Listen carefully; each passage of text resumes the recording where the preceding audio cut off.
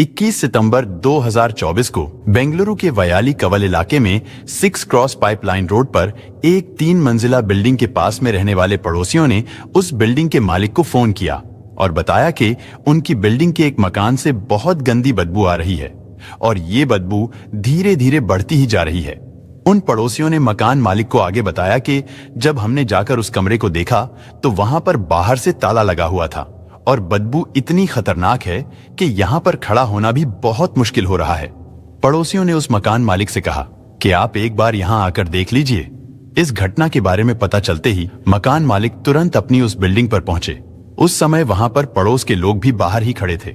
दरअसल उस बिल्डिंग के फर्स्ट फ्लोर पर इस घटना से करीब 5 महीने पहले महालक्ष्मी नाम की एक नई किराएदार आई थी। वो नेपाल की रहने वाली थी। महालक्ष्मी वहां पर अकेली ही रहती थी। पड़ोसी भी उसे ज्यादा नहीं जानते थे।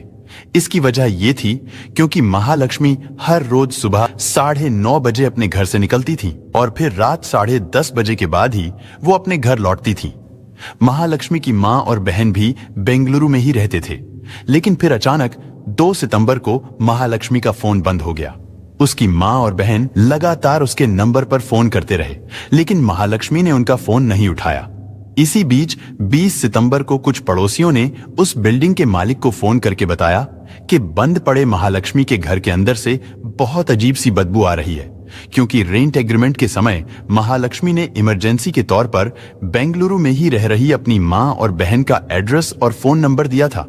इसलिए मकान मालिक तुरंत महालक्ष्मी की मां को फोन करता है और उन्हें महालक्ष्मी के कमरे से आ रही बदबू के बारे में बताता है। महालक्ष्मी 2 सितंबर को गायब हुई थी, यानी बीते 19 दिनों से महालक्ष्मी से उसकी मां की कोई बात नहीं हुई थी। और अब मकान मालिक की बात सुनकर वो बहुत घबरा गई थी, क्योंकि महालक्ष्मी के घर की एक चाबी मां के पास ही रहती थी। इसलिए वो तुरंत चाबी लेकर अपनी दूसरी बेटी के साथ महालक्ष्मी के घर पर पहुंच गई। इसके बाद मकान मालिक और कुछ पड़ोसियों की मौजूदगी में घर का दरवाजा खोला गया, लेकिन दरवाजा खुलते ही घर के अंदर से बहुत तेज और खतरनाक बदबू आने लगी, जिसकी वजह से सभी लोग पीछे हट गए। लेकिन कुछ देर बाद थोड़ी हिम्मत करके वो लोग फिर से अंदर जाते हैं। वहां फर्श पर हर तरफ खून फैला हुआ था और मांस के कुछ छोटे छोटे लोथड़े भी पड़े हुए थे। सूखे हुए खून की एक लकीर उस कमरे में रखे हुए फ्रिज की ओर जा रही थी और जैसे ही उस फ्रिज का दरवाजा खोला गया तो वहां पर मौजूद सभी लोग चीखते हुए कमरे से बाहर भाग गए, क्योंकि उस एक लम्हे में उन्होंने जो कुछ फ्रिज के अंदर देखा था वो दिल को दहला देने वाला था। इसके बाद मकान मालिक ने इस घटना की जानकारी तुरंत पुलिस को दे दी। आनन फानन में पुलिस भी मौकाए वारदात पर पहुंचती है और उस कमरे में जाती है, लेकिन वहां पर बदबू इतनी तेज थी कि उनसे अंदर नहीं रुका गया। पुलिस टीम भी तुरंत बाहर निकल गई। इसके बाद डबल मास्क मंगाया जाता है और उस डबल मास्क के साथ पुलिस फिर से कमरे के अंदर जाती है। फ्रिज का दरवाजा खुला हुआ था, उसमें रखा हुआ सब कुछ दूर से ही दिखाई दे रहा था। फ्रिज के सबसे ऊपर वाले खाने में 2 इंसानी पैर रखे थे, बीच के खाने में इंसानी जिस्म के अलग अलग हिस्से और सबसे निचले खाने में एक सिर। ये सिर महालक्ष्मी का था। लेकिन जब पुलिस की नजर कमरे के फर्श पर पड़ी तो फर्श का मंजर देखकर पुलिस वालों के होश खराब हो गए, क्योंकि वहां पर जमे हुए खून के साथ साथ मांस के छोटे छोटे टुकड़े भी इधर उधर बिखरे पड़े थे। उस कमरे में रखे 165 लीटर के सिंगल डोर फ्रिज में पूरे 19 दिनों तक 29 साल की महालक्ष्मी अनगिनत टुकड़ों में बंद थी। खुद बेंगलुरु पुलिस को भी याद नहीं कि उन्होंने इससे पहले कभी इतना खौफनाक क्राइम सीन देखा हो। उस कमरे में कत्ल के सबूत टुकड़ों की शक्ल में बिखरे पड़े थे। इसके बाद फॉरेंसिक टीम को भी घटनास्थल पर बुलाया जाता है, लेकिन फॉरेंसिक टीम के लिए भी ये एक अजीब क्राइम सीन था। ऐसे क्राइम सीन से फॉरेंसिक टीम के लिए भी सबूत जुटाना हद से ज्यादा मुश्किल काम था। उन्हें समेटने के लिए फॉरेंसिक टीम को सरकारी हॉस्पिटल के मेडिकल स्टाफ को बुलाना पड़ा। हॉस्पिटल से मुर्दा घर के स्टाफ के पहुंचने के बाद फ्रिज से लेकर फर्श तक बिखरे लाश के टुकड़ों को समेटा गया। इसी दौरान अंदाजा लगाया गया कि लाश के टुकड़ों की तादाद करीब 55 से 60 के बीच हो सकती है। इसके बाद टुकड़ों में बटी उस लाश को मुर्दा घर भेज दिया गया। टुकड़े समेटने के बाद पुलिस ने उस कमरे की तलाशी ली। छानबीन के दौरान पुलिस को महालक्ष्मी के बेड पर रखा हुआ एक मोबाइल फोन मिला। ये मोबाइल फोन महालक्ष्मी का ही था और जब उस मोबाइल की CDR यानी कॉल डिटेल रिकॉर्ड को चेक किया गया तो पता चला कि उस फोन से आखिरी कॉल 2 सितंबर को किया गया था। यानी 2 सितंबर के बाद से ना तो इस फोन से कोई फोन किया गया और ना ही कोई कॉल रिसीव किया गया।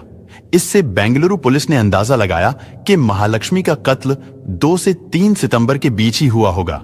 लेकिन अब सवाल यह था कि आखिर महालक्ष्मी को इतनी बेदर्दी से किसने और क्यों मारा था? आखिर महालक्ष्मी से किसी की क्या दुश्मनी हो सकती थी और वो कातिल कौन था? इन्हीं सवालों को लेकर बेंगलुरु पुलिस अपनी तफ्तीश शुरू करती है। पुलिस सबसे पहले महालक्ष्मी की मां और बहन से पूछताछ करती है। पूछताछ के दौरान महालक्ष्मी की मां और बहन ने बताया कि साल 2019 तक उनका परिवार नेपाल में ही रहा करता था। साल 2019 में ही महालक्ष्मी के घर वालों ने उसकी शादी हेमंत दास नाम के एक नेपाली लड़के से कर दी। शादी के बाद महालक्ष्मी और हेमंत दोनों रोजगार और बेहतर भविष्य की उम्मीद में नेपाल से बेंगलुरु आ गए। बेंगलुरु में हेमंत एक मोबाइल शॉप पर काम करने लगा, जबकि महालक्ष्मी को एक मॉल के ब्यूटी शॉप में सेल्स वुमेन टीम लीडर की नौकरी मिल गई। वो दोनों बेंगलुरु के नीला मंगला इलाके में किराए के मकान में रहने लगे। इसके बाद में उन दोनों को एक बेटी हुई। यानी साल 2023 तक तो उन दोनों के बीच सब कुछ ठीक था। लेकिन 2023 के आखिर में हेमंत और महालक्ष्मी आपसी झगड़ों के चलते अलग हो गए।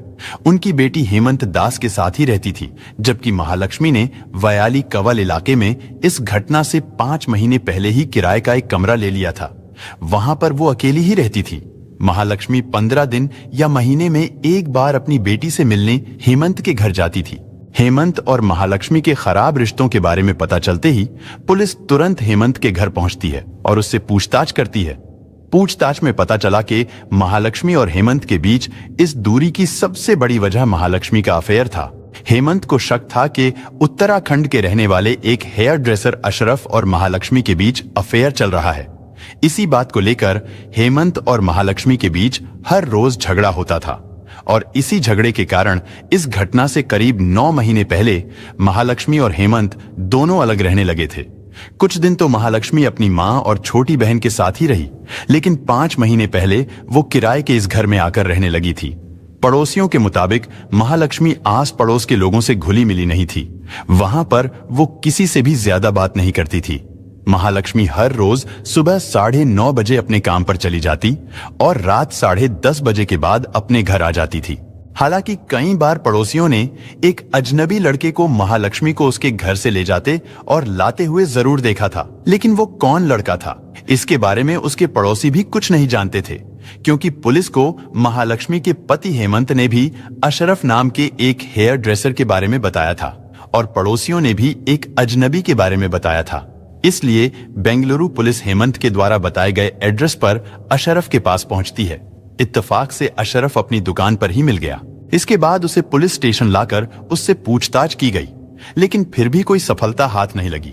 महालक्ष्मी के पति हेमंत दास और हेयर ड्रेसर अशरफ, यानी जिस पर हेमंत को शक था, बेंगलुरु पुलिस उन दोनों से लंबी पूछताछ कर चुकी थी। लेकिन उन दोनों से शुरुआती पूछताछ के बाद ही पुलिस को इस बात का अंदाजा हो गया था कि महालक्ष्मी के कत्ल में इन दोनों का कोई हाथ नहीं है।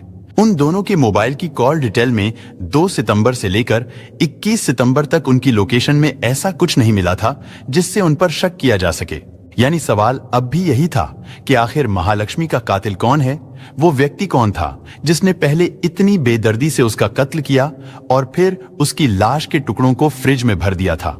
लेकिन जब कातिल का पता लगाने के लिए बेंगलुरु पुलिस ने महालक्ष्मी की कॉल डिटेल को चेक किया तो उससे पुलिस के शक की सुई एक अजनबी की तरफ घूम गई। पुलिस का कहना था कि उस अजनबी के बारे में उनके पास सारी जानकारी है और उन्हें उसका नाम भी पता था। यहां तक कि पुलिस को यह भी पता था कि महालक्ष्मी के कत्ल के बाद वो व्यक्ति बेंगलुरु से फरार हो चुका है। उस समय पुलिस उसके नाम का खुलासा सिर्फ इसलिए नहीं करना चाहती थी ताकि वो अलर्ट ना हो जाए। पुलिस की जांच में यह भी पता चला कि 2 सितंबर यानी जिस दिन से महालक्ष्मी गायब हुई और जब उसका मोबाइल बंद हुआ था, तब से महालक्ष्मी के घर पर कोई भी नहीं आया था। यहां तक कि पड़ोसियों ने 2 सितंबर को भी महालक्ष्मी के घर से कोई ऐसी आवाज नहीं सुनी थी जिससे उन्हें कुछ शक होता। लेकिन घटना स्थल की हालत को देखने के बाद पुलिस का मानना यही था कि महालक्ष्मी का कत्ल इसी कमरे में हुआ है। पुलिस की इस थ्योरी के पीछे की वजह यह थी क्योंकि जिस इलाके में महालक्ष्मी रहती थी वहां पर किसी लाश को लेकर पहली मंजिल तक ले जाना मुमकिन नहीं था। वहां पर कोई भी कातिलों को आसानी से देख सकता था। इसलिए पुलिस का कहना था कि हो सकता है कत्ल से पहले महालक्ष्मी को बेहोशी या नींद की दवाई दी गई हो, जिसकी वजह से घटना के समय घर से कोई भी आवाज बाहर नहीं आई। क्योंकि जिस तरह से लाश के टुकड़े किए गए थे उसको देखकर भी पुलिस का अंदाजा यही था कि ये कत्ल जल्दबाजी में नहीं किया गया है, यानी कातिल ने घर के अंदर तसल्ली से उस लाश के टुकड़े किए।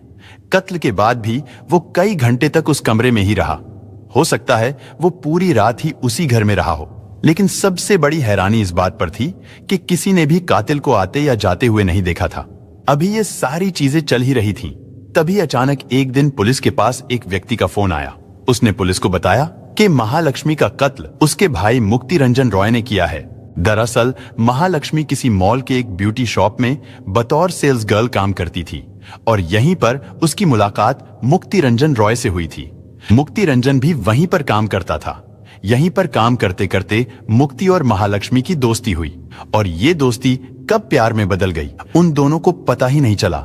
जहां मुक्ति रंजन महालक्ष्मी को दुनिया की सारी खुशियां देना चाहता था, उसके साथ जिंदगी बिताना चाहता था, तो वहीं महालक्ष्मी की दोस्ती और भी कई लड़कों से थी और ये बात लगातार मुक्ति रंजन को खटक रही थी, जिसकी वजह से उसके अंदर महालक्ष्मी के प्रति गुस्सा और नफरत पैदा होने लगी।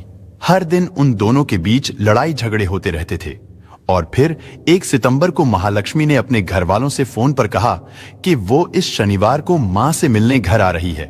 लेकिन उस दिन मुक्ति रंजन और महालक्ष्मी के बीच झगड़ा इतना ज्यादा बढ़ा कि मुक्ति रंजन रॉय ने महालक्ष्मी के घर में ही उसके टुकड़े करके घर में रखे फ्रिज के अंदर भर दिए।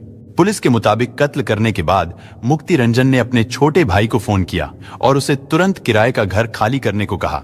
लेकिन जब मुक्ति रंजन के छोटे भाई ने उससे अचानक घर खाली करने का कारण पूछा तो उसने अपने भाई से कहा कि वो इस बारे में फोन पर बात नहीं कर सकता, वो घर पहुंचकर उसे सब कुछ बताएगा। मुक्ति रंजन के छोटे भाई ने खुलासा किया कि महालक्ष्मी को कत्ल करने के बाद मुक्ति रंजन अपने किराए के घर पर आया था। वहां पर उसने अपने भाई को बताया कि उसने गुस्से में आकर महालक्ष्मी को कत्ल करके उसके टुकड़े कर दिए हैं। उसने अपने छोटे भाई से कहा कि वो अब इस शहर में नहीं रह सकता, इसलिए अब वो पुलिस से बचने के लिए बेंगलुरु छोड़कर अपने पैतृक घर उड़ीसा जा रहा है। इस बात का पता चलते ही मुक्ति रंजन के भाई ने इसकी जानकारी पुलिस को दे दी। लेकिन जब पुलिस को सूचना मिली तब तक मुक्ति रंजन बेंगलुरु से फरार हो चुका था। उसका फोन भी लगातार स्विच ऑफ आ रहा था, जिसकी वजह से पुलिस को मुक्ति रंजन की सही लोकेशन का पता लगाने में मुश्किल हो रही थी। लेकिन फिर 25 सितंबर को जानकारी मिली कि उड़ीसा के भद्रक में कुलपारा कब्रिस्तान के पास मुक्ति रंजन ने अपनी जान दे दी। साथ ही उसने एक नोट में अपना गुनाह कबूल करते हुए लिखा था कि उससे बहुत बड़ी गलती हो गई, जिसकी वजह से वो ये कदम उठा रहा है। दोस्तों, इस घटना को सुनाने का उद्देश्य किसी का दिल दुखाना नहीं है, किसी को परेशान करना नहीं, बल्कि आपको जागरूक करना है, आपको सचेत करना है। दोस्तों, इस पूरी घटना के बारे में आपकी क्या राय है, कमेंट बॉक्स में जरूर बताएं। और अगर हमारी मेहनत पसंद आई हो तो इस वीडियो को लाइक करते हुए शेयर भी करें। अगर आपने अब तक चैनल को सब्सक्राइब नहीं किया है तो हमारे चैनल को सब्सक्राइब कर लीजिए। धन्यवाद।